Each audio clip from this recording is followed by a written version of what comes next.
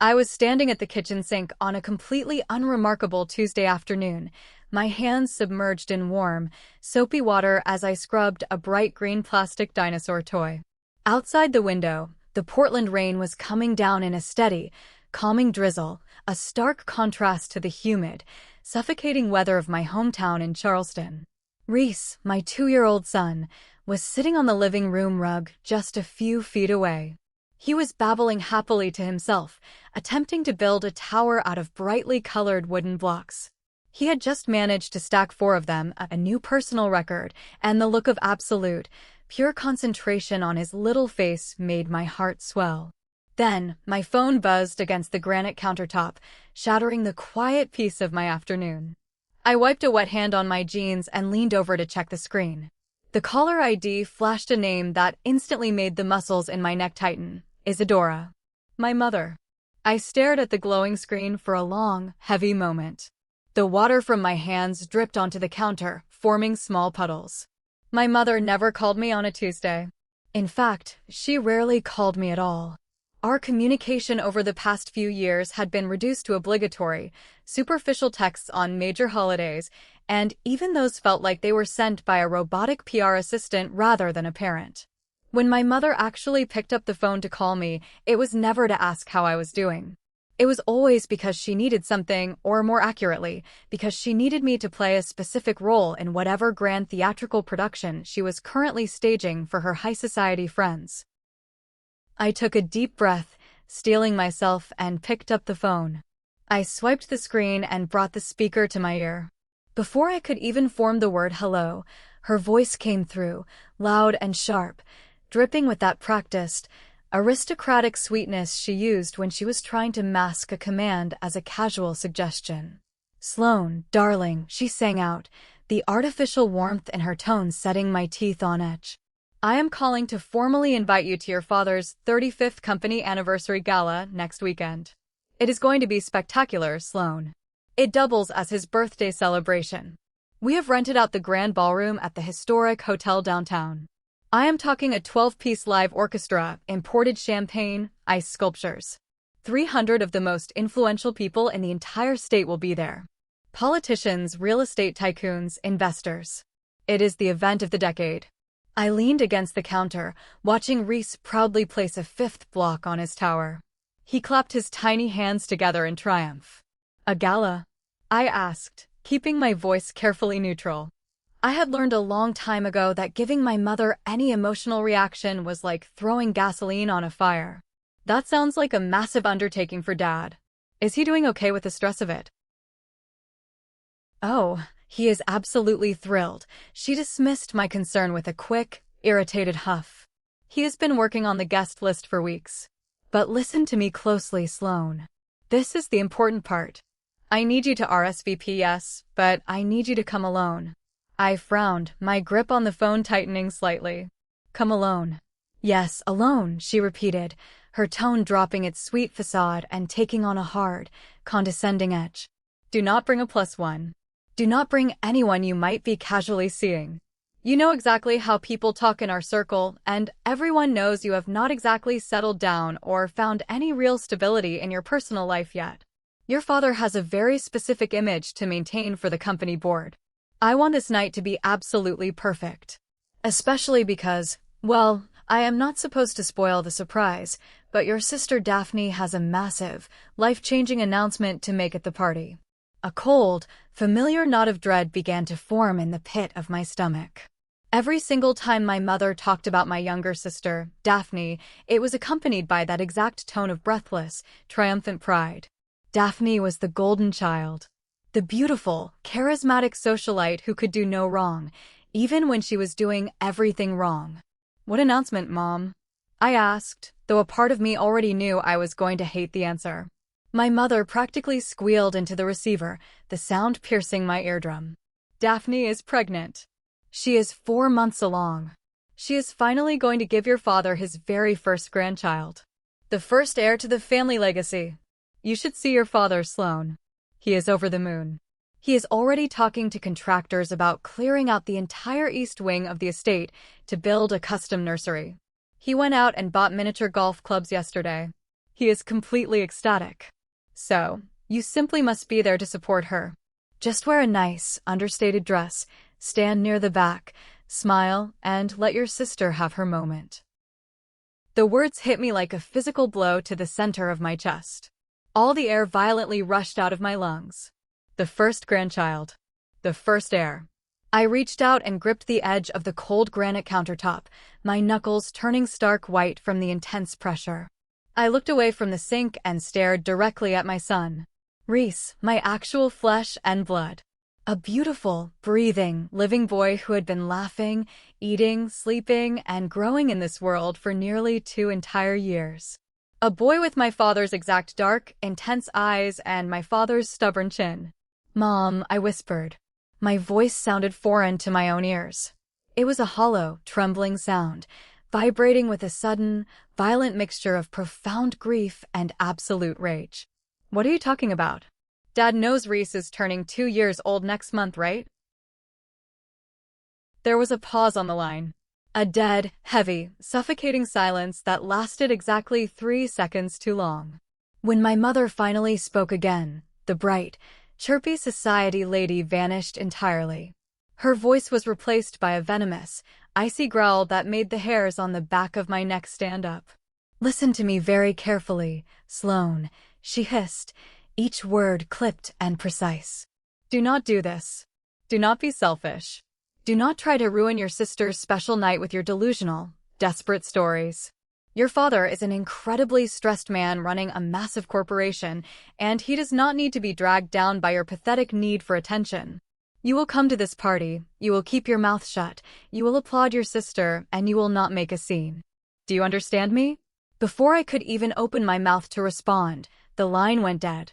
She hung up on me. The dial tone echoed in the quiet kitchen, a harsh, mechanical sound that seemed to mock me. I slowly lowered the phone, my hand shaking so badly I almost dropped it. My heart was pounding frantically against my ribs, a loud drumming in my ears. It wasn't just a misunderstanding. It wasn't just my father being an emotionally stunted workaholic who didn't know how to connect with his family. They had deliberately, systematically, and maliciously erased my child from existence. My own mother and my own sister had built an invisible, soundproof wall around my aging father, feeding him lies, intercepting information, just so Daphne could claim the spotlight and secure her position as the sole provider of the family legacy. They had wiped my son off the family tree without a second thought. A searing, white-hot anger ignited deep in my chest. It wasn't the messy, tearful sadness I used to feel when I was younger. For 32 years, I had played the role of the invisible daughter. I was the quiet one, the boring one, the too serious one. I was the girl who stayed up until 3 in the morning studying complex financial models and accounting laws while Daphne partied on luxury yachts paid for by my father's corporate credit cards. I had accepted my role as the family scapegoat because I genuinely thought maintaining a fragile peace was better than engaging in a toxic war. I thought if I just worked hard enough, if I just stayed out of their way, they would eventually realize my worth. But looking at Reese, who had just knocked over his wooden tower and was laughing brightly at the clattering sound, the old, compliant, silent version of me died right there on the kitchen floor. I was not going to let them erase him. They thought I was just a boring, easily manipulated pushover. But they forgot what I did for a living. I was a senior forensic accountant. My entire career was built on finding the dirty, buried secrets that arrogant, wealthy people tried to hide. I tracked hidden assets for massive global corporations. I tore apart complex financial webs, shell companies, and fraudulent ledgers to expose criminals who thought they were smarter than everyone else. If my mother and sister wanted to play games with my family, they were about to learn a devastating lesson. They had picked a fight with the absolute wrong woman. I picked up my phone again, my hands entirely steady now. The trembling was gone, replaced by a cold, calculated focus. I didn't know exactly how deep the rot in my family went, but I was going to find out. I was going to pull on every single thread. And then I was going to burn their fake, perfect, pretentious little world to the ground. How long had they been lying to him? What else were they hiding in the shadows of my father's empire? I needed to visit the museum of my past to understand the blueprint of their lies. I walked slowly into the living room, my legs feeling heavy, and sat down on the plush rug next to Reese. He immediately abandoned his wooden blocks and crawled into my lap, burying his warm face against my shoulder.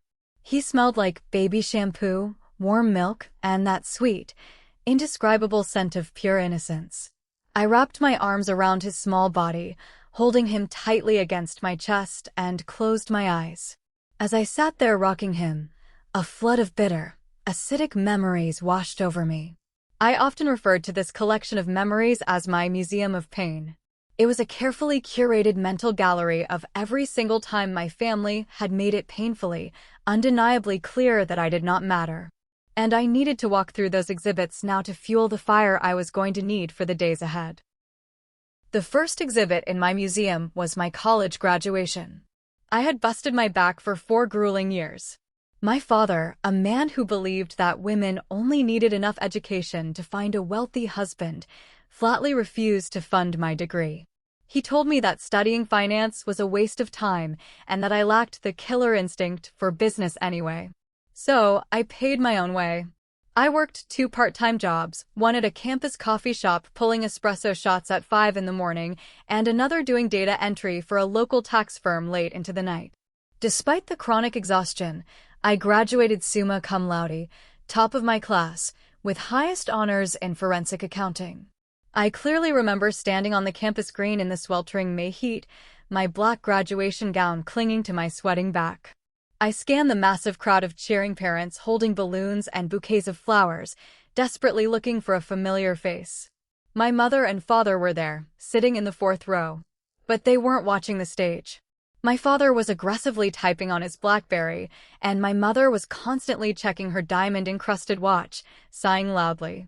Right before my section of the alphabet was called to cross the stage and receive our diplomas, I watched my parents stand up, smooth out their expensive clothes, and walk away. They left. I found out 3 days later through a glowing social media post that Daphne was hosting a midday, catered cocktail party at an upscale lounge to celebrate her brand new, entirely unpaid role as a brand ambassador for a local designer boutique. My parents had abandoned my once-in-a-lifetime, hard-earned academic achievement to go drink vintage champagne and watch my younger sister pose for Instagram photos holding free handbags. When I eventually gathered the courage to confront them about it over a forced Sunday dinner, my father didn't even have the decency to look guilty. He just cut his steak, shrugged his broad shoulders, and said, "Your sister needed our support, Sloane. You're smart. You don't need a cheering section to know you did well. You can handle yourself." The second exhibit was my wedding day.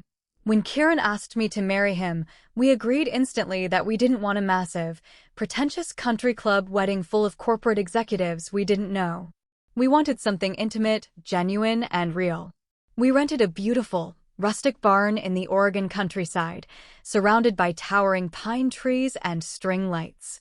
But despite the distance and the history of neglect, the hopeful, foolish daughter inside me still wanted her family there. I spent a small fortune on heavy, embossed invitations.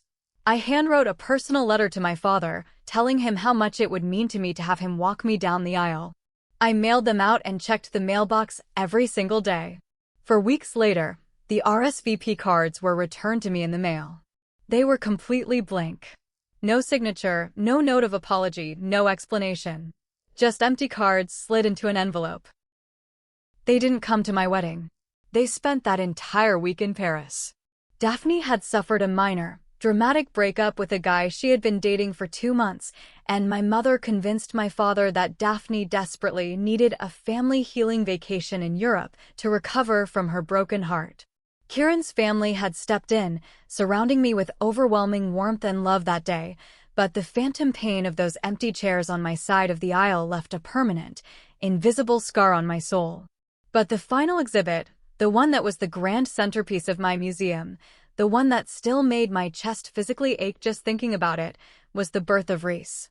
2 years ago, when the exhausted delivery nurse finally wiped him down and placed his warm, tiny, screaming body against my bare chest, every ounce of resentment, anger, and bitterness I held toward my father just melted away. It vanished into thin air. Bringing a new life into the world does something incredibly strange to your brain chemistry. It makes you foolishly, stubbornly optimistic. I looked at my son, saw my father's exact dark eyes staring back at me, and I thought that this was the answer. I thought that seeing his very first grandson would soften the hardened, ruthless CEO. I wanted a clean slate. I wanted to try again. I didn't dare call. I knew my mother would answer the house phone and intercept the message. So, I went online and spared absolutely no expense. I spent $500 on a custom, heavy leather-bound photo album. I spent hours meticulously filling it with pictures of my entire pregnancy journey, the black and white ultrasound scans, and beautiful, high-resolution professional photos of Reese in the hospital. I included a certified copy of his state birth certificate, proving that Kieran and I were legally married and that this child was his legitimate grandson. I packed the album into a secure, waterproof shipping box. I sent it directly to my father's private executive office via certified, priority mail.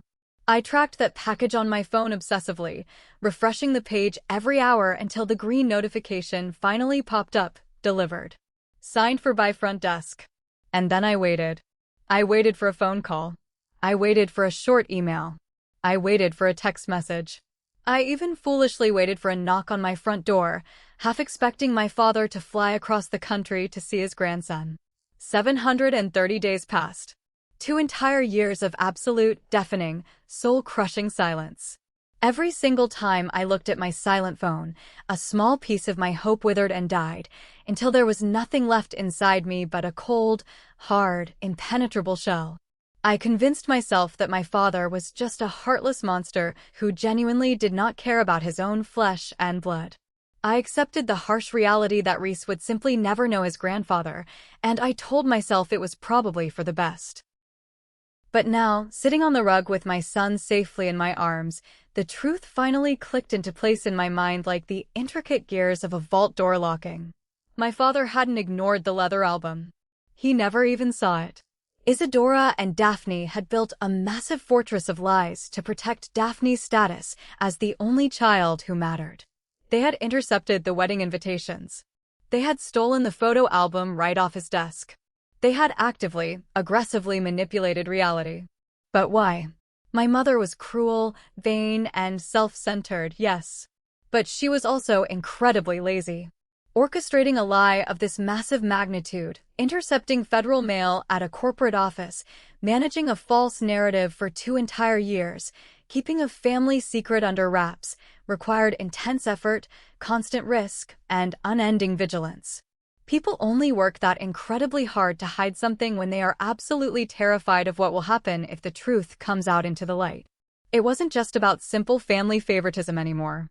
It wasn't just about Daphne wanting to be the center of attention at a fancy anniversary party. There was a specific, tangible, terrifying reason they could not afford to let my father know that I had a stable family, a successful career, and a legitimate son. They were hiding a monster in the closet, and they desperately needed me to stay isolated, estranged, and out of the picture so I wouldn't stumble upon the key. I gently kissed the top of Reese's soft head and stood up, placing him safely in his playpen. I walked over to my home office, powered up my high-end desktop computer, and stared at the glowing dual monitors. I was an expert at finding hidden motives. And in my professional world, motives almost always came down to one single, universal language: money. What exactly were my mother and sister so terrified of losing? And how much of my father's empire had they already stolen to maintain their illusion? The heavy oak front door unlocked with a familiar click, and Kieran walked into the hallway, dropping his heavy leather flight bag onto the hardwood floor with a dull thud. He was wearing his commercial pilot uniform, the crisp white shirt slightly wrinkled after a grueling 14-hour international haul from Tokyo. Dark circles shadowed his eyes, and he looked physically exhausted, but the moment he walked into the living room and saw my face, his posture instantly straightened. Kieran knew me better than I knew myself. He could read the subtle shifts in my expression, the exact tension in my shoulders. He could see the Category 5 hurricane brewing behind my eyes before the first drop of rain even fell. "What happened?" he asked, his voice dropping low, instantly shifting from a tired pilot to a fiercely protective husband.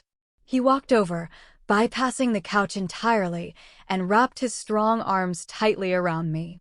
I leaned into his solid chest, closing my eyes and letting his steady, rhythmic heartbeat ground me to reality. "My mother called," I said, my voice eerily calm, the kind of calm that precedes a massive explosion. "She invited me to Dad's 35th anniversary gala next weekend. She told me to come alone because, according to her and her society friends, I'm an unstable, embarrassing mess who hasn't figured out her life yet. And then, she proudly announced that Daphne is pregnant with the first grandchild. I felt the muscles in Kieran's arms tense up like coiled steel. He pulled back slightly, looking down at me in absolute disbelief, his brow furrowed. "The first grandchild? Sloane, Reese is turning 2 next month. Did you ask her about him? Did you correct her?" "I did," I replied, a bitter, humorless smile touching the corners of my lips. "She told me not to be selfish. She told me not to ruin Daphne's magical night with my delusional, desperate stories." "Kieran, they hit him. They intercepted the wedding invites so Dad would think I eloped with someone awful. They stole the $500 leather photo album I sent to his direct office. My father doesn't know. He has absolutely no idea Reese exists in this world, and based on what my mother implied, he probably thinks we aren't even legally married." Kieran stared at me, his jaw clenching so hard I could see the muscle ticking in his cheek. He was a patient, gentle man who rarely raised his voice, but when it came to his family, his protective instincts were feral. "That is sick," he muttered, running a heavy hand through his dark hair. "That is genuinely, clinically pathological. What do you want to do, Sloane? Do we just cut them off forever? We can change our phone numbers today, block their emails, and never look back. We don't need their toxic circus in our lives." I shook my head slowly, stepping out of his embrace. "No. If I stay quiet, they win. They get to keep their perfect, fabricated little narrative, and my son remains a dirty, hidden secret they swept under the rug. I am a forensic accountant, Kieran. I spend my entire life exposing corporate criminals who think they are untouchable. I am going to treat my family like a hostile corporate project. I am going to tear their ledgers apart." Kieran didn't argue. He didn't tell me to calm down, and he certainly didn't tell me to be the bigger person, a phrase I absolutely loathed. He just looked me dead in the eyes, his expression resolute, and said, "Tell me exactly what you need me to do." "I need to fly back home," I said, my mind already operating at 100 miles an hour, rapidly calculating the logistics. "The anniversary gala is on Saturday evening. I need to leave tomorrow morning on the earliest flight. I need 4 solid days on the ground in Charleston to gather undeniable, physical evidence. I can't just walk into that grand ballroom and scream accusations at them. My mother will fake a panic attack, call me a lunatic, and have security drag me out onto the pavement. I need hard proof of exactly what they have done." "I will book your plane ticket right now," Kieran said without missing a single beat, already pulling his smartphone out of his pocket and opening the airline app. "I will call the chief pilot and take emergency personal time off. Reese and I will fly into Charleston on Saturday morning. We will book a suite at an anonymous hotel a few miles from the venue, out of sight from anyone in your family circle. We will stay in the room. You give me the signal and I will walk through those ballroom doors holding our son." The very next morning, I boarded a 6 a.m. commercial flight back to my hometown. I didn't rent a car under my own name. I used Kieran's account to ensure no alerts would pop up on my father's corporate rental radar. I checked into a modest, unremarkable motel on the absolute outskirts of the city, miles away from the wealthy downtown district. I unpacked my high-powered laptop, a portable high-resolution digital scanner, and changed out of my travel clothes into a sharp, intimidating, tailored business suit. My very first target wasn't my parents' sprawling estate. It was my father's corporate logistics headquarters. I drove downtown and parked my rented sedan 2 blocks away from the massive glass high-rise that bore my family's name in brushed steel letters. I didn't go in through the grand front lobby doors. I knew the building's schedule. I walked to the high-end coffee shop directly across the street, ordered a black coffee, sat at a window stool, and watched the side employee entrance. At exactly 12:15 p.m., Tamsin walked out. Tamsin was my father's senior executive assistant. We used to be quite friendly back when I was an awkward teenager doing summer data entry for the firm's IT department. She was a sharp, fiercely observant woman who saw absolutely everything that happened in that building, but spoke very little. I waited until she crossed the street and intercepted her before she could enter the deli next door. "Tamsin," I said quietly, stepping directly into her path. She physically jumped, her eyes widening in shock behind her designer glasses. "Sloan? Oh my God, look at you. It has been years. Are you supposed to be here?" She looked around the busy sidewalk nervously, automatically lowering her voice to a harsh whisper. "Your father is in a massive board meeting right now, but if he comes down and sees you..." "I'm not here to see my father, Tamsin," I said smoothly, guiding her gently by the elbow into a quiet, secluded corner booth inside the coffee shop. I bought her a large latte and sat across from her. "I need the absolute truth from you. 2 years ago, I mailed a heavy, priority shipping box directly to my father's private office. It had a thick leather photo album inside. Did that package ever arrive in this building?" Tamsin's face instantly fell.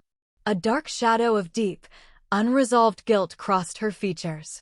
She looked down at her paper coffee cup, her manicured fingers nervously tracing the plastic lid. "It did," she whispered, her voice barely audible over the hum of the espresso machines. "I signed for it myself at the front desk." I carried it upstairs and put it right on the center of his mahogany desk, exactly 30 minutes before he arrived for the morning. "And then what happened?" I pressed, leaning forward, refusing to let her look away. "Daphne came in," Tamsin said, her voice shaking slightly. "She didn't have an appointment, but she never does. She said she was dropping off some urgent real estate zoning documents for your father to review. When I went back into the office 5 minutes later to bring your dad his morning espresso, the priority box was completely gone." Daphne was walking out of the elevator bay carrying an oversized tote bag. "I tried to casually ask your dad about the package later that afternoon, but he looked at me like I was speaking a foreign language. He had absolutely no idea what I was talking about." The verbal confirmation settled heavily over my shoulders like a lead blanket. My own sister had literally snatched the photographic proof of my child's existence right off my father's desk. "Why didn't he ever try to call me?" I asked, my voice cracking just a fraction, betraying the lingering hurt of the abandoned daughter. "Even without seeing the album, why did he just cut me off entirely for 2 years?" Tamsin finally looked up, her eyes filled with a profound, crushing pity that made my stomach churn. "Sloan, you really don't know the story they sold him? Your mother and Daphne, they sat him down in his office one afternoon. They told him you were struggling. Badly. They told him you had fallen in with a terrible, dangerous crowd on the West Coast, that you were battling a severe, crippling drug addiction, and that you were constantly asking them for money to fund your habits. They said you had cut ties with the family out of immense shame. Your father was devastated, Sloan. He is a proud, traditional man. He couldn't handle the scandal, and he didn't know how to fix an addict. So, he buried himself in his corporate work and formally forbade anyone from mentioning your name in the office." I sat completely frozen in the leather booth. An addict. They had painted me as a desperate drug addict. They had weaponized my physical distance, turning my desire for a peaceful, independent life into a sickening narrative of self-destruction. It was a masterclass in psychological manipulation. If I was an erratic, unpredictable addict, my father would never trust a single word I said, even if I managed to somehow get through to him on the phone. He would instantly dismiss my calls as desperate, paranoid attempts to extort cash from him. "Thank you, Tamsin," I said, my voice turning to absolute ice. I stood up, leaving my coffee untouched on the table. I walked out of the coffee shop, the afternoon sun feeling cold and distant against my skin. They had stolen my professional reputation. They had stolen my character. They had stolen my son's right to his grandfather.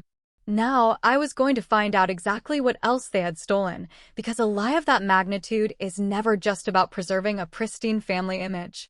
It is always, without fail, about protecting the vault. I didn't return to the cheap motel. Instead, I drove my rental car directly to the main branch of the county public library. I walked past the rows of dusty fiction books, found an isolated, quiet study cubicle hidden in the back corner of the second floor, and opened my laptop. It was time to go hunting in the dark. When I was 22 years old, freshly graduated with my finance degree and still desperately, pathetically yearning for my father's professional approval, I had spent an entire grueling summer upgrading the severely outdated IT and accounting network for his logistics company. I had built their primary firewall architecture from the ground up, writing the code myself.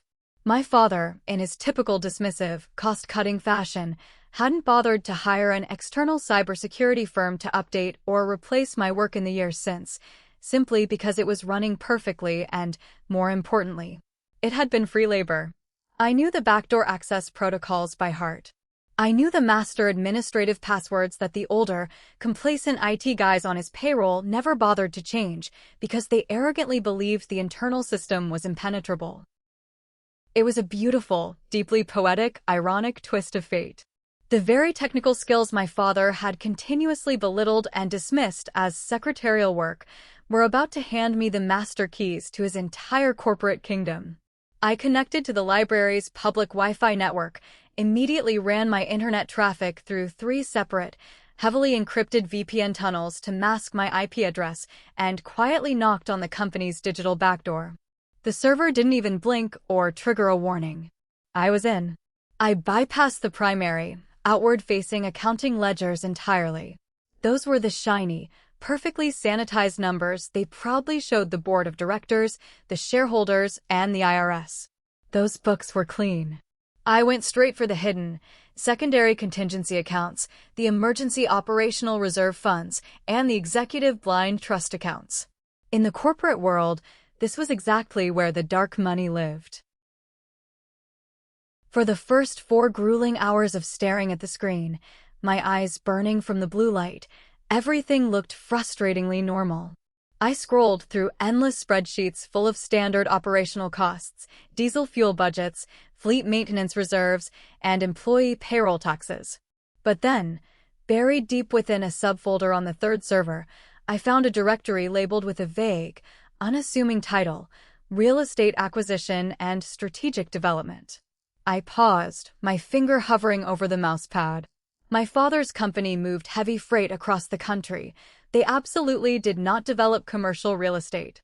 Daphne, however, was a luxury real estate agent who specialized in flipping high-end, extremely risky commercial properties.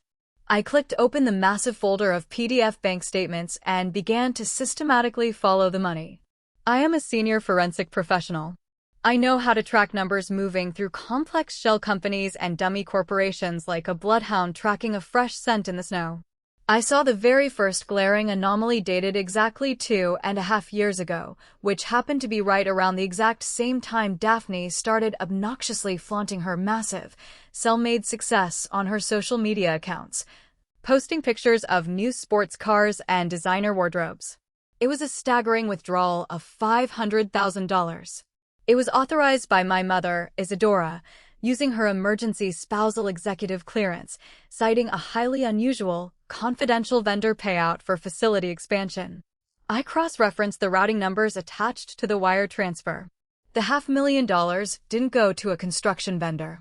It was wired directly to an obscure LLC registered in the Cayman Islands. I pulled up a separate browser window, accessed a global corporate registry database I used for work, and ran a quick search on the offshore LLC's registration documents. The primary, sole beneficiary, listed on the shell company was Daphne Sterling. My heart began to beat a steady, adrenaline-fueled, rhythmic drum against my ribs as I kept digging deeper into the files. It wasn't just one isolated, desperate transfer. It was a systematic, highly calculated, aggressive bleeding of my father's corporate emergency reserves. $300,000 wired on a Tuesday.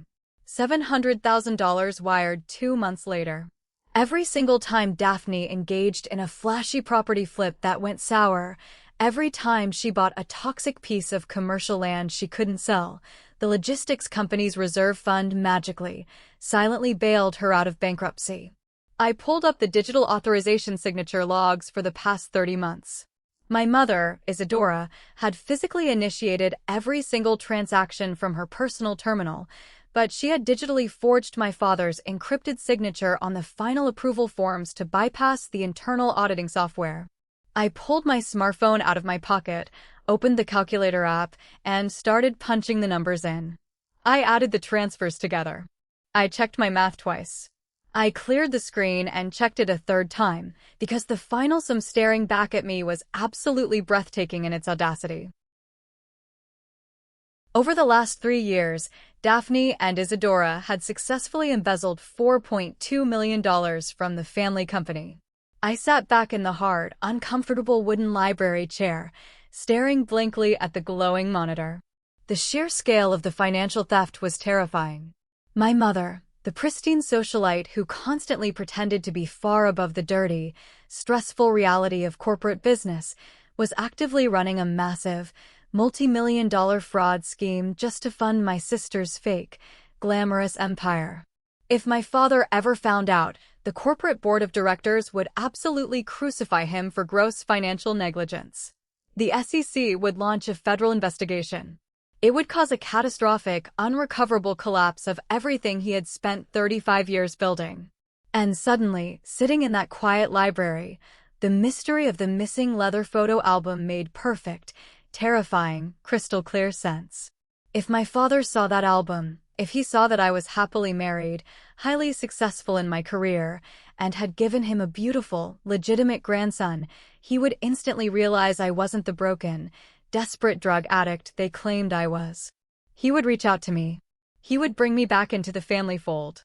Knowing my background, he might even ask me to formally review the company's books as his trusted, finance-savvy daughter to help prepare for his upcoming retirement. And the very second I looked at the internal ledgers, the massive $4.2 million hole would be exposed to the light. They didn't hide my infant son just out of petty spite or typical family jealousy. They hid my son to protect their massive criminal enterprise. They desperately needed me to stay isolated, estranged, discredited, and entirely out of the picture so that I could never, ever threaten their unrestricted access to the corporate vault. They had selfishly traded my child's fundamental right to know his grandfather to cover up their own insatiable greed. A cold, venomous, dangerous smile slowly crept across my face. I didn't feel sad anymore. The wounded daughter was entirely gone. I felt incredibly powerful. I systematically downloaded every single PDF statement, every forged digital signature log, and every offshore routing confirmation. I backed it all up onto a highly encrypted flash drive, and then, just to be safe, I sent a secure, password-protected copy to my private server back in Portland. I had the murder weapon, I had the clear fingerprints on the glass, and I had the undeniable motive. But having the digital documents wasn't enough. If I simply handed this flash drive to my father in the privacy of his office, Isadora would hysterically cry, manipulate him, and convince him to keep it quiet to protect the prestigious family name. The company board would quietly cover it up to save the stock price. Daphne would walk away with a slap on the wrist and keep her stolen millions. No, that wasn't justice. That wasn't the level of revenge they deserved for looking at a picture of my innocent baby and throwing it in the trash. If you want to truly kill a monster, you have to drag it out of the shadows and into the blinding sunlight where everyone can see its ugly face. I needed a stage. I needed an audience so large, so wealthy, and so incredibly important that my father couldn't sweep this under the rug even if he desperately wanted to. I needed 300 of the most influential people in the state to witness the total, humiliating collapse of the Golden Daughter. I packed my laptop into my bag and walked out of the library. The sun was setting, casting long, dark, ominous shadows across the asphalt parking lot. The trap was fully constructed in my mind.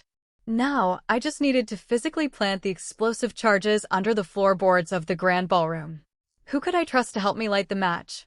The following morning, I woke up early, dressed in a sharp, intimidating navy blue suit, and drove to a highly exclusive country club located on the extremely wealthy side of town, far away from my father's usual downtown stomping grounds to avoid any accidental run-ins.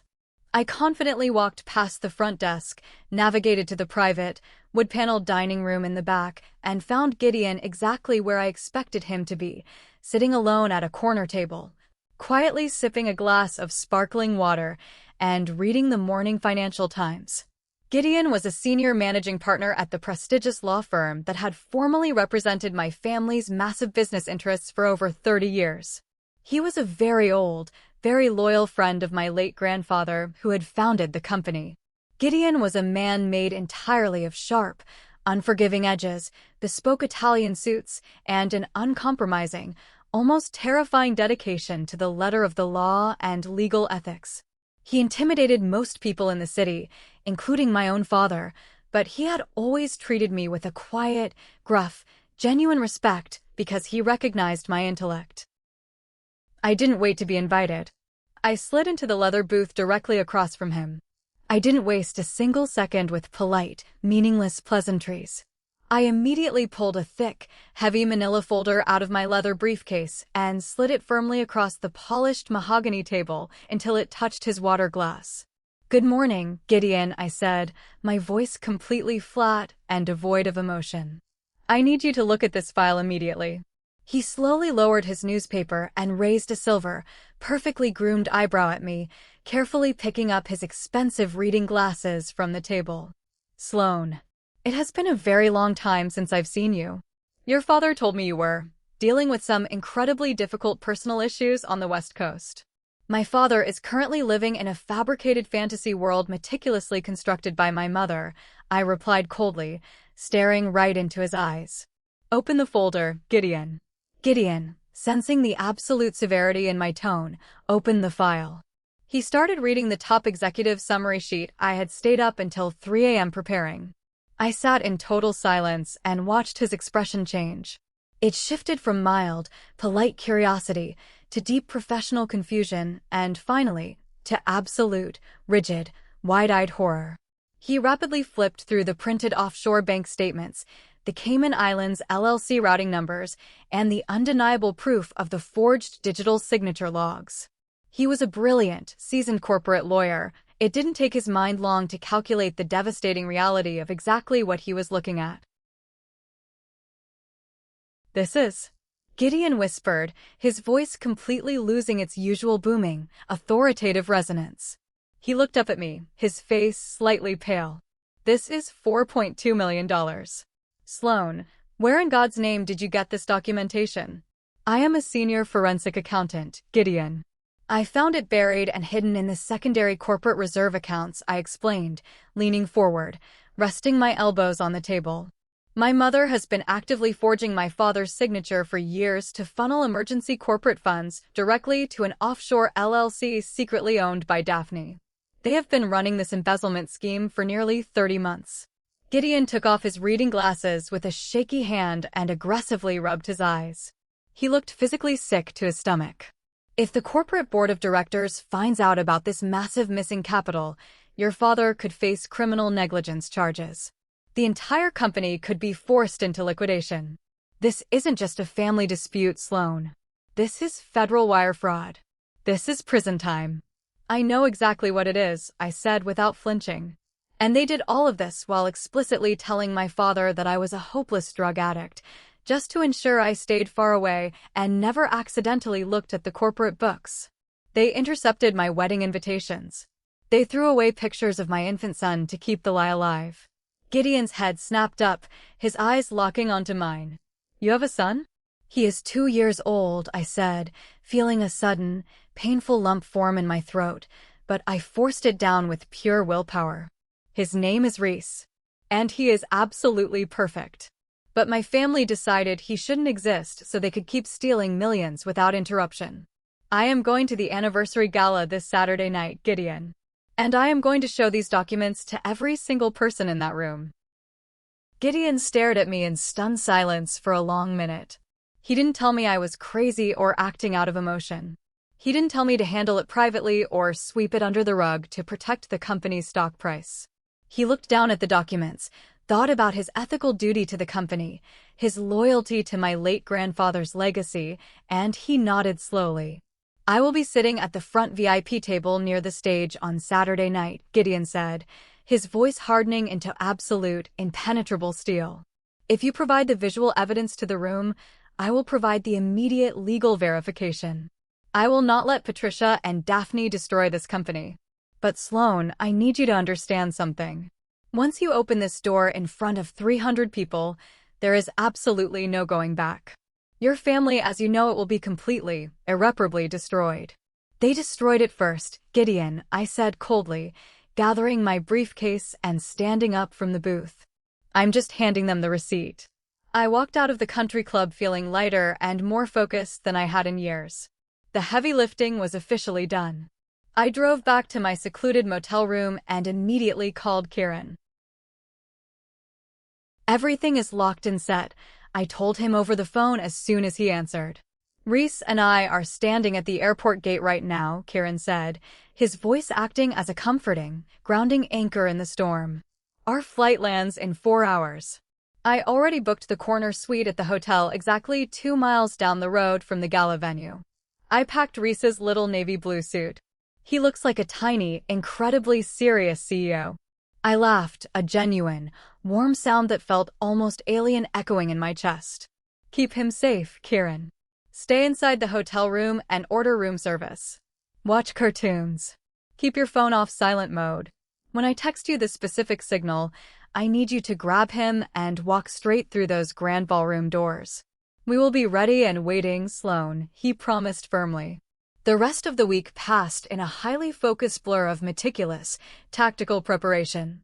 I visited the historic hotel where the gala was being held, posing confidently as a corporate event planner doing a final site inspection. I mapped out the exact location of the audio-visual control booth at the back of the room, located the main HDMI feed for the massive ceiling projectors, and memorized the security guard layout. I went to an electronics store and bought a specialized override adapter that would allow me to physically hijack the master control board with my laptop. By Saturday evening, the humid summer air in Charleston was thick and heavy with anticipation. I stood in front of the cheap, smudged motel mirror, adjusting the crisp collar of my tailored black suit. I wasn't wearing a frivolous, sequined evening gown like the rest of the women attending. I was dressed for a corporate execution. I carefully slipped my laptop into a sleek black leather bag, placed the encrypted flash drive securely into my inner jacket pocket, and walked out the door into the night. The trap was perfectly set. The wealthy audience was arriving. It was finally time to show them all exactly who the Golden Daughter really was. Thank you for following the first half of Sloane's dramatic journey. Just how explosive will the showdown at the gala be? What price will the villain pay? Please hit like, subscribe, and leave a comment with your predictions. Don't forget to turn on notifications so you can catch part 2 the moment it drops. I pulled my rented sedan up to the valet stand of the historic downtown hotel exactly 10 minutes after the gala had officially begun. The humid, heavy summer air of Charleston clung to my skin the second I stepped out of the air-conditioned car, but I barely registered the heat. My mind was entirely focused, operating with the cold, precise machinery of a forensic audit. The towering facade of the hotel was bathed in expensive golden uplighting. Valets were running frantically back and forth, parking a steady stream of imported luxury sports cars and sleek black town cars. I handed the valet my keys and walked through the massive, polished brass revolving doors. The grand lobby was a sea of extravagant wealth and carefully constructed facades. The air smelled intensely of expensive floral perfumes, aged bourbon, and old money. I walked past the marble fountains, my sensible, flat black shoes making no sound against the thick carpets, a stark contrast to the clicking of diamond-encrusted heels around me. I reached the entrance of the grand ballroom and paused just outside the heavy oak double doors. The sheer scale of the event was staggering. 300 of the most influential people in the state were gathered under 3 massive crystal chandeliers that cast a warm, golden glow over the room.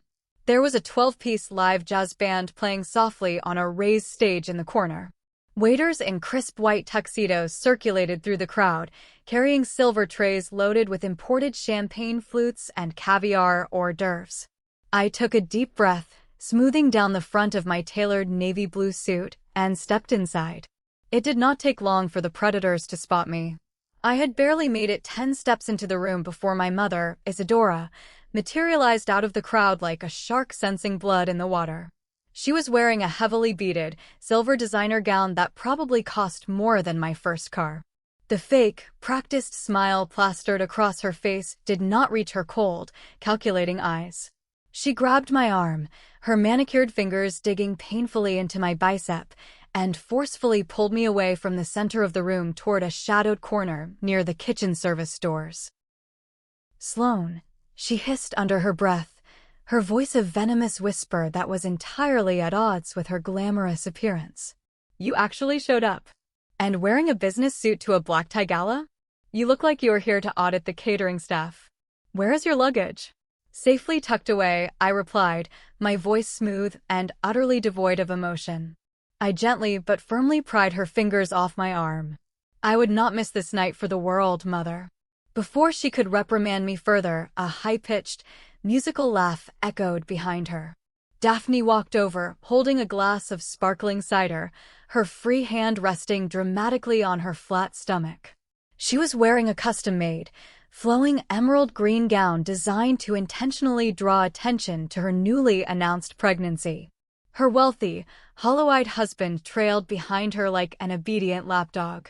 Daphne looked me up and down, a cruel, mocking smirk playing on her lips. "Well, well. The prodigal sister returns. Coming to beg Dad for a handout, Sloane? Try to keep your voice down tonight. Dad is incredibly stressed, and he really does not need to deal with his embarrassing, unstable daughter right now. He is having a perfect night.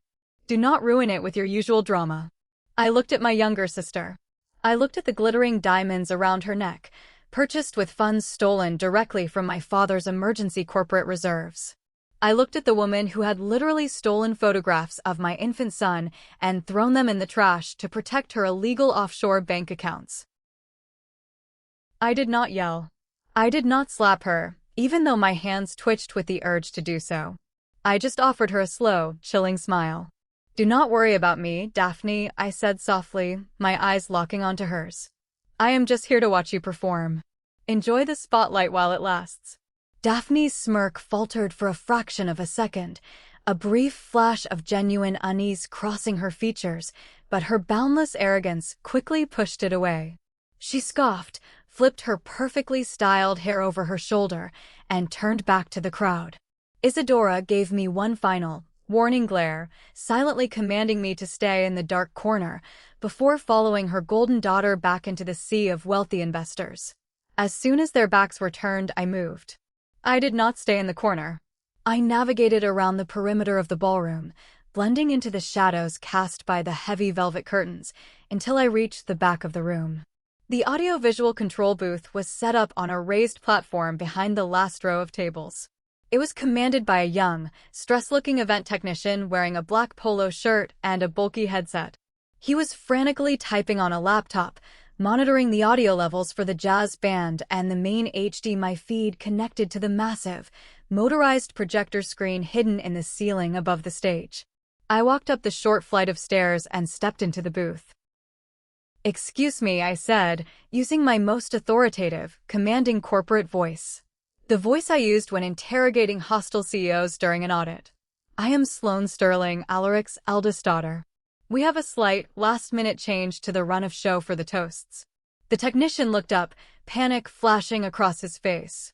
"Ma'am, your mother gave me incredibly strict, written instructions not to alter the digital presentation under any circumstances." I could lose my job. "I understand your position," I interrupted smoothly. I reached into my jacket pocket, pulled out a crisp, brand-new $500 bill, and slid it directly under his clipboard. "But my sister Daphne asked me to handle this specific surprise personally. It is a very special, highly confidential family tribute for my father. I just need to plug my laptop directly into your primary HDMI feed. I will run the presentation myself from this corner. You do not have to do a thing. The technician looked at the large bill, looked at my expensive suit, and swallowed hard. He nodded once, quickly sliding the cash into his pocket, and stepped aside, pointing to the master input cable. Being a systems engineer in my youth had profound perks. I quickly hooked my laptop into the primary system. I did not just plug it in. I ran a quick bypass protocol that routed the master display override directly to my keyboard. Once I hit the enter key, nobody in this entire room would be able to shut that projector off unless they physically took an axe to the concrete wall and severed the main power cables. I opened the encrypted presentation file. My finger hovered lightly over the keys. The stage was set. The trap was armed. At exactly 8:15 in the evening, the jazz band stopped playing, the final notes fading gracefully into the high-vaulted ceiling. A hush fell over the 300 guests as the main ballroom lights dimmed, leaving only the warm spotlights illuminating the front stage. My father, Alaric Sterling, stood up from the center of the head table. He looked exactly as I remembered him, tall, imposing, and exuding an aura of undeniable authority. His custom-tailored tuxedo fit perfectly over his broad shoulders. He tapped his silver fork against his crystal champagne flute, the sharp, clear ringing sound echoing flawlessly across the silent room. He walked to the microphone stand at the center of the stage. He gave a sweeping, grandiose speech about his 35 years building the logistics company from a single delivery truck into a multi-million-dollar regional empire. He thanked the politicians for their favorable zoning permits, he thanked the investors for their unwavering trust, and he thanked Isadora for being the perfect foundation of his life. Then his voice shifted, dropping into a register of deep, emotional resonance that I had rarely ever heard him use. He turned his gaze toward the front VIP table, looking directly at Daphne. But tonight, we are not just celebrating the past, my father boomed into the microphone, his chest puffing out proudly. We are celebrating the future. The next chapter of the Sterling legacy. My beautiful daughter, Daphne, and her husband have given me the greatest gift a man could ask for. Tonight, we announce the impending arrival of the very first grandchild. The first heir to carry our name into the next generation. The room erupted into polite, wealthy applause. Daphne stood up, beaming radiantly, waving to the crowd like royalty as her husband placed a supportive hand on her back.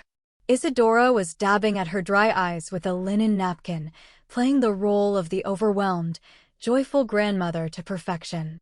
My father waited patiently for the applause to die down. The room settled back into a hushed, reverent silence. And then, as if guided by some cruel, invisible script, his eyes traveled over the sea of guests, scanning the dark perimeter of the room until they found me standing near the audiovisual booth. He stared at me. The warmth vanished from his eyes, replaced by a cold, pitying disappointment. He leaned closer to the microphone. "And Sloane," my father said, his voice echoing off the walls for every single person to hear. It was a condescending, public reprimand thinly veiled as paternal concern. "We hope that someday you will find your way out of the dark. We hope that someday you will finally grow up, leave your troubled habits behind, and start a family of your own." The sheer audacity of the lie was suffocating. My mother and sister had convinced him I was a broken addict, and he was using this grand stage to publicly shame me, positioning himself as the tragic, long-suffering father. Daphne smirked from her table. Several guests turned in their chairs to stare at me, their faces twisting with judgmental pity. I did not cower. I did not look at the floor. The years of playing the good, silent, invisible daughter vanished in a single, powerful heartbeat. I stepped out from the shadows of the booth and walked slowly, deliberately down the center aisle of the ballroom. My flat shoes made a rhythmic, steady sound against the hardwood floor. "I did start a family, Dad," I said. I did not yell. I did not need to. The acoustics in that massive ballroom were flawless, carrying my steady, lethal voice to every corner of the silent room. My father frowned, his brow furrowing in deep confusion. Isadora suddenly stood up from her chair, panic flashing violently across her face. I stopped halfway down the aisle, right in the center of the room.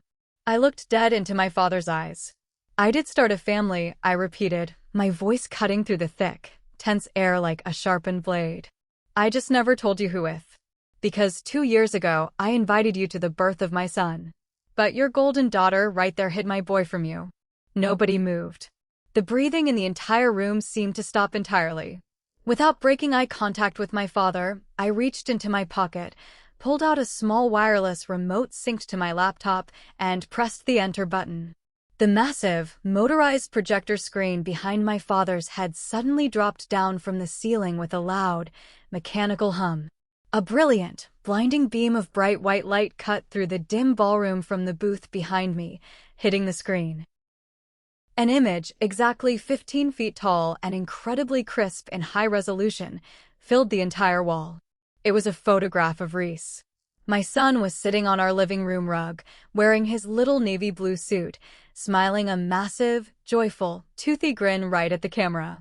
He had my father's exact dark, intense eyes. He was the undeniable spitting image of Alaric Sterling. A collective, massive gasp rippled violently through the crowd of 300 guests. Women covered their mouths in shock. Wealthy men shifted uncomfortably in their expensive tuxedos, whispering furiously to each other. My father spun around. He stared up at the giant, luminous image of the boy. The heavy crystal champagne flute slipped from his loosening grip. It hit the marble floor and shattered into 1,000 glittering pieces, the sharp crack ringing out like a gunshot in the dead silent room. His name is Reese, I said loudly, my voice echoing off the walls, filled with years of repressed fury. He is 2 years old. He is your actual first grandchild. I sent you his birth certificate. I sent you a $500 leather photo album to your private desk. But your perfect wife and your golden heir intercepted the mail and threw it in the garbage, so you would never know. My father physically staggered backward. He grabbed the edge of the heavy wooden podium to keep his knees from buckling. He could not tear his eyes away from the screen. He made a sound, a low, guttural, broken noise of a proud man realizing his entire reality was a fabricated illusion. Sloane, stop this immediately, my mother shrieked. Her perfectly manicured facade shattered into a million pieces. She lunged forward, grabbing my father's arm desperately. Alaric, she is lying. She is a sick, jealous addict.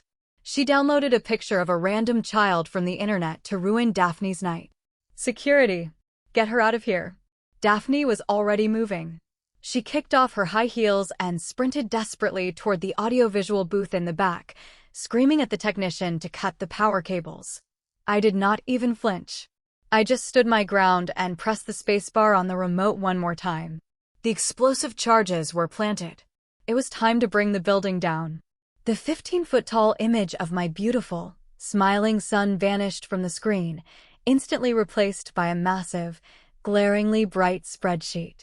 The numbers were massive, bold, and highlighted in aggressive red ink. Next to the spreadsheet, a high-resolution scan of a corporate bank transfer authorization form appeared. The digital signature of my father was clearly visible at the bottom, but right next to it was the digital metadata log proving the IP address of the computer that had actually executed the signature. She is not trying to protect you from an addict, Dad. I shouted over my mother's hysterical screaming. She is trying to protect herself from an audit. I pressed the button again. The screen flashed to a massive, blown-up screenshot of the internal text messages between Isadora and Daphne that I had extracted from the server logs. The text bubbles were 10 feet tall, impossible for anyone in the room to miss. Isadora, Sloane sent a photo album to the office. I intercepted it at the front desk. Alaric cannot see this. If he finds out she has a legitimate son, he will reconcile with her and ask her to review the corporate trust ledgers. Daphne, burn the album. Keep telling him she is using drugs. I need you to wire another $500,000 to the Cayman account by Friday, or the bank will foreclose on my waterfront property. Just forge his signature again. The silence in the room was no longer just shocked, it was heavily, suffocatingly toxic. Every single wealthy investor, every local politician, every high society friend who had just applauded my sister's pregnancy was now reading the exact Undeniable proof of how Patricia and Daphne Sterling had systematically stolen millions from their own family business and erased an innocent child just to cover up their massive financial crimes. Over the last 30 months, I declared, my voice ringing with the cold, hard authority of a forensic auditor, Daphne and Isadora have successfully embezzled $4.2 million from the corporate emergency reserve funds. They funneled the stolen capital directly into a shell LLC registered in the Cayman Islands to bail Daphne out of her failed real estate investments. And they hid my son from you to ensure I stayed isolated and could never expose the missing money. My father slowly turned his head away from the glowing screen and looked at my mother. His face was a mask of absolute, terrifying horror. The color had drained entirely from his skin, leaving him looking frail and incredibly old. You, my father whispered. His voice was shaking violently, barely carrying over the microphone. You threw away my grandson. You forged my name. You stole from the company. Before my mother could even attempt to formulate another desperate, weeping lie, a man stood up from the VIP table directly in front of the stage. It was Gideon, the senior managing partner of the law firm. He buttoned his bespoke suit jacket, his face grim, furious, and unforgiving.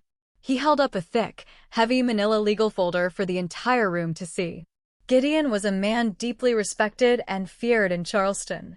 When he spoke, it was considered absolute law. Alaric, Gideon's voice boomed with raw authority, silencing the whispers of the crowd instantly. Sloan is telling the absolute truth. I have spent the last 48 hours verifying every single one of these digital documents with our internal forensic accounting team. Daphne has illegally siphoned $4.2 million into a private offshore account. Isadora systematically forged your executive signature on over 40 different corporate withdrawal forms. Pandemonium broke out. Daphne, who had failed to rip the cords out of the wall, froze in the middle of the aisle. Her wealthy, status-obsessed husband let out a loud curse, backed away from her as if she were highly contagious, and immediately power-walked toward the exit doors, abandoning her without a second glance. Gideon, you cannot do this here. Daphne stammered, her face dripping with cold sweat, the arrogant smirk permanently erased from her features. This is a private family matter. You are ruining my life. This is federal wire fraud, Daphne, Gideon fired back coldly, not showing an ounce of mercy. And it is a severe violation of SEC regulations. I have already formally forwarded this entire, unredacted dossier to the Federal Prosecutor's Office and the Financial Crimes Division. You and your mother are entirely stripped of your corporate access effective immediately. My mother's knees buckled.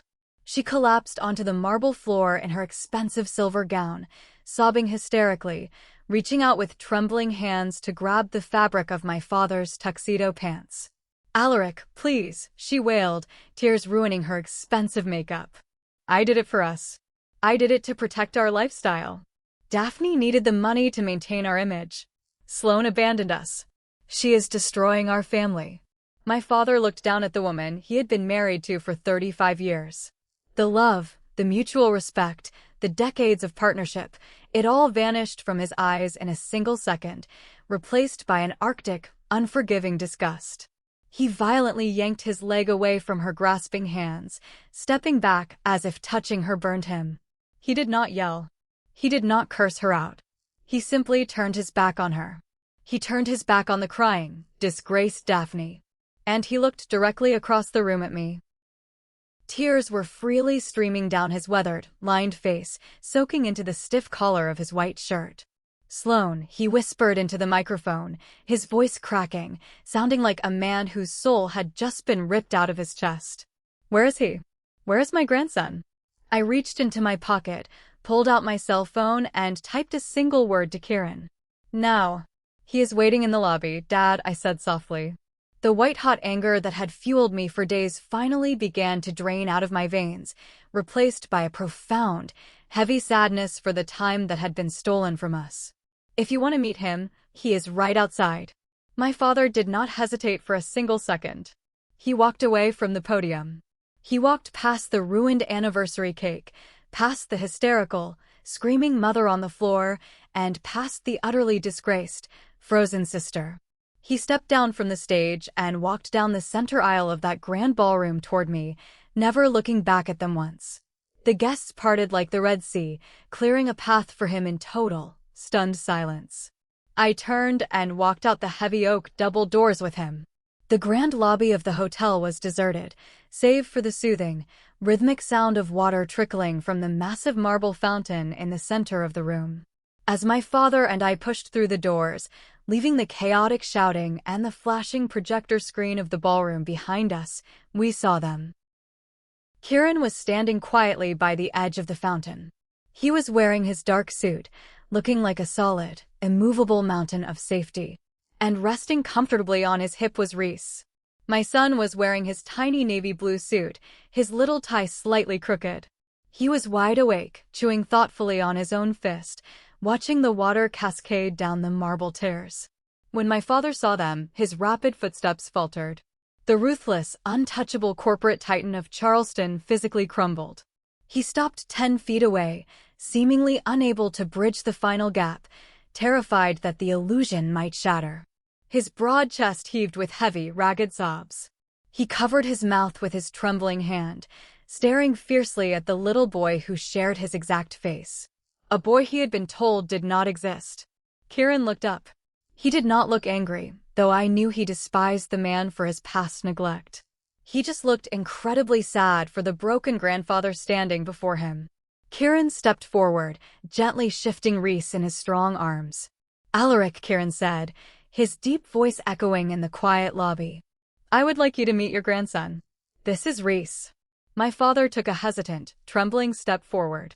He reached out with both hands, his fingers shaking violently. Kieran gently transferred Reese into his arms. My father pulled the heavy, warm weight of my son tightly against his chest. He buried his weathered face in Reese's soft neck and wept openly. He cried loudly, without a single ounce of shame or pride, the tears soaking into the collar of his expensive tuxedo. Reese, who was usually incredibly suspicious of strangers and often cried when the mailman waved at him, did not fuss at all. It was as if some primal, genetic instinct recognized the man holding him. Instead, my 2-year-old son reached up with one tiny, chubby hand and patted my father gently on his tear-soaked cheek. "Hi," Reese babbled happily, his small fingers pulling on my father's silk bow tie. My father let out a wet, broken laugh that sounded like a gasp for air. He looked up at me over Reese's head. His dark eyes were bloodshot and completely desperate for a forgiveness he knew he had not earned. "Sloan," he choked out, his voice barely a raspy whisper. "I am so sorry. I was so blind. I was so incredibly arrogant. I let them build a wall around me because I was too proud to reach out to you myself.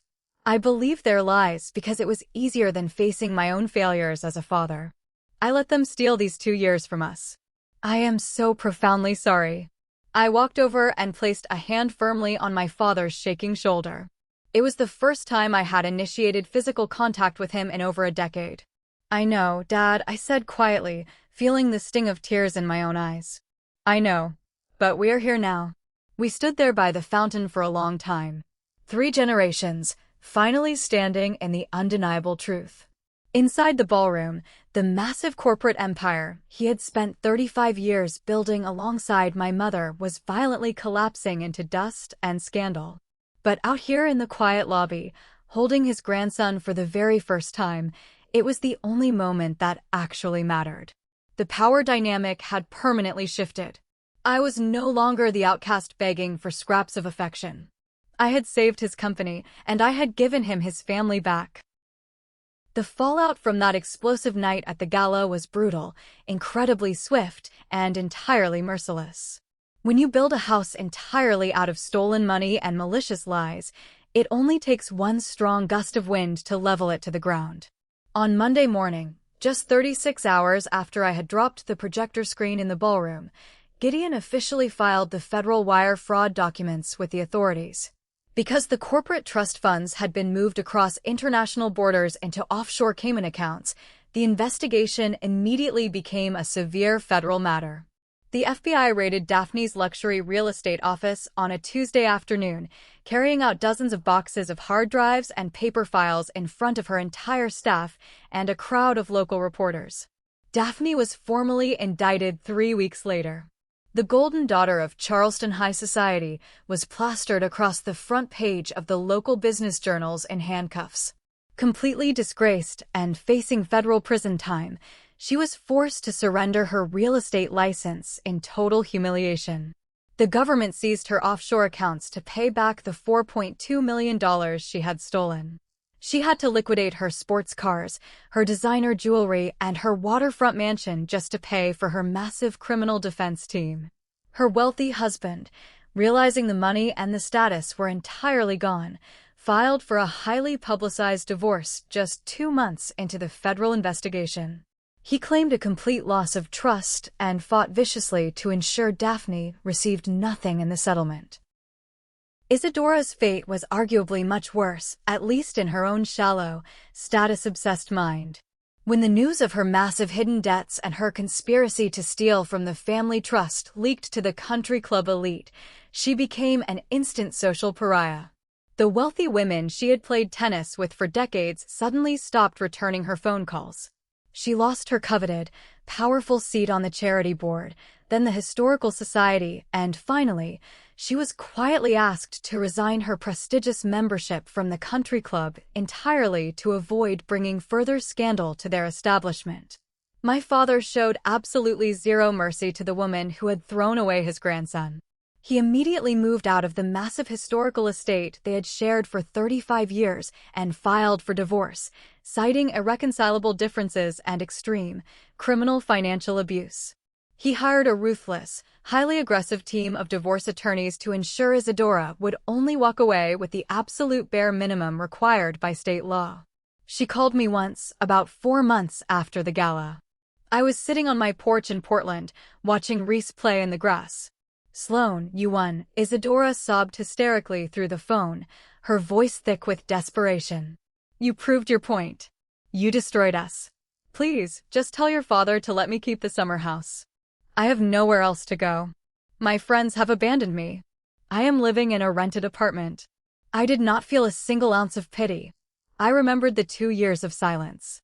I remembered the stolen photo album. "You didn't just steal corporate money, Mother," I said, my voice as cold and unforgiving as a winter storm. "You tried to erase my son's existence from the world so you could fund a fake lifestyle. You dug your own grave with those forged signatures. Now you get to sleep in it." I hung up the phone and permanently blocked her number. I have not spoken a single word to her or Daphne since that day, and I never will again. They were ghosts to me now, exorcised by the truth. 8 months after the catastrophic explosion at the country club gala, my father did something that profoundly shocked the entire Charleston business community. He formally stepped down as the CEO of Sterling Logistics, handing total operational control over to an independent board of directors. He sold his vintage car collection, liquidated his massive historical estate, and packed his life into a few suitcases. He moved to the Pacific Northwest in the middle of a rainy February. He didn't buy a massive, ostentatious mansion in the wealthy hills. Instead, he bought a modest, quiet 3-bedroom craftsman house in a tree-lined neighborhood just 5 blocks away from ours in Portland. The transformation of Alaric Sterling was incredibly jarring to witness. The intimidating, perfectly tailored corporate titan who used to scream at logistics contractors over the phone was completely gone. In his place was a quiet, deeply reflective older man who wore thick wool sweaters, drank black coffee on his front porch, and spent his afternoons in the garage learning how to build wooden birdhouses. He was trying, desperately and awkwardly, to figure out how to be a normal human being. At first, I kept my guard up. 32 years of emotional distance and neglect is incredibly hard to rewrite. I expected him to eventually get bored of the quiet life, to start criticizing my house, my demanding career as an accountant, or the way Kieran and I were raising Reese. I expected the old, demanding, critical father to resurface. But he never did. Instead, he showed up at our front door every single Sunday morning carrying a box of fresh pastries from the local bakery. He would sit on the living room floor, a man with two bad knees who used to sit on the boards of major regional banks and spend hours stacking wooden blocks with Reese, only to laugh hysterically when Reese knocked them all down. When Reese turned 3 years old, Kieran's flight schedule shifted, and we desperately needed someone to help pick him up from daycare on Tuesday and Thursday afternoons before we could even look into hiring a nanny. My father knocked on our door and practically begged for the job. "I can do it, Sloan," he said earnestly, standing in our kitchen holding his car keys, his eyes pleading. "I bought a safe, reliable car. I had the dealership install the best-rated car seat on the market. Please let me do this. I want to be useful. I want to be there." I was hesitant, remembering the man who used to miss my academic award ceremonies because a client called, but Kieran gently squeezed my hand and nodded. We gave him a shot. For the last year, my father has been the designated pickup guy. The daycare center is exactly 3 miles away, and pickup time is exactly 3:30 in the afternoon. My father arrives at the parking lot at 3:15 every single time. He sits in his car, listening to the radio, waiting patiently until the doors unlock. He has never been late. Not once. He hasn't missed a single Tuesday or Thursday, rain or shine. One afternoon, a massive Pacific storm rolled in, flooding the streets and causing gridlock traffic everywhere. I was stuck at my firm, frantically checking my phone, terrified that he wouldn't make it and Reese would be sitting alone on the curb waiting. I called the daycare in a panic. The teacher answered and laughed softly. "Oh, Sloan, do not worry," she said. "Alaric is here. He actually walked the last mile in the pouring rain with an umbrella because his car got stuck in traffic. He is sitting in the reading corner reading a book to Reese right now. He is soaking wet, but he wouldn't let us call you to worry you." When I finally made it to his house that evening to pick Reese up, my father was wearing dry sweatpants, sneezing, and feeding my son macaroni and cheese at the kitchen table. I stood in the doorway looking at this man who had once ruled a corporate empire, now happily playing airplane with a plastic spoon. "Thanks, Dad," I said quietly, leaning against the door frame. He froze. He slowly lowered the spoon and looked at me. It was the first time I had called him Dad without a hint of sarcasm or anger since I was a teenager. He swallowed hard, his eyes shining with unshed tears. "You never have to thank me for showing up for my family, Sloan. It is exactly where I belong." The thing nobody tells you about being the unfavored child, the black sheep of the family, is that you spend your entire life waiting for the favoritism to just be a simple misunderstanding. You convince yourself that if you just achieve enough, if you stay quiet enough and never cause a scene, the people who hurt you will eventually wake up and realize what they threw away. They will not. Because their favoritism was never actually about you in the first place. It was about them. It was about my mother needing a daughter who would help her hide her financial sins, and my sister being willing to play that exact role for a piece of an inheritance that was never hers to steal. Protecting yourself is not the same thing as protecting your peace. Real, lasting peace requires absolute courage. It requires the terrifying moment when you stand up in front of 300 wealthy people and say the true thing out loud. Even when your voice shakes. Even when your own mother hisses at you to sit down and shut up.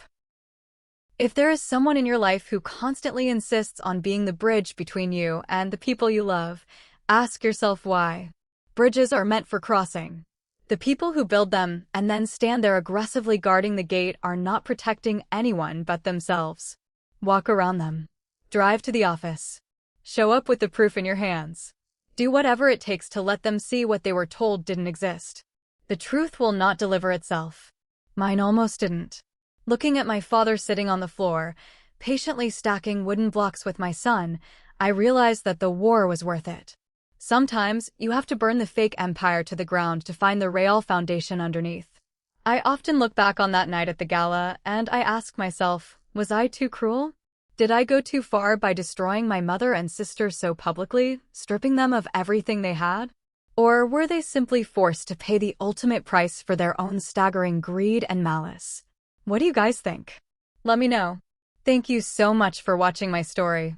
If you ever had to fight to expose the truth in your own toxic family, I would love to hear about it in the comments below. Do not forget to hit that like button, subscribe to the channel, and turn on the notification bell so you never miss another story. Stand up for yourself, and I will see you in the next video.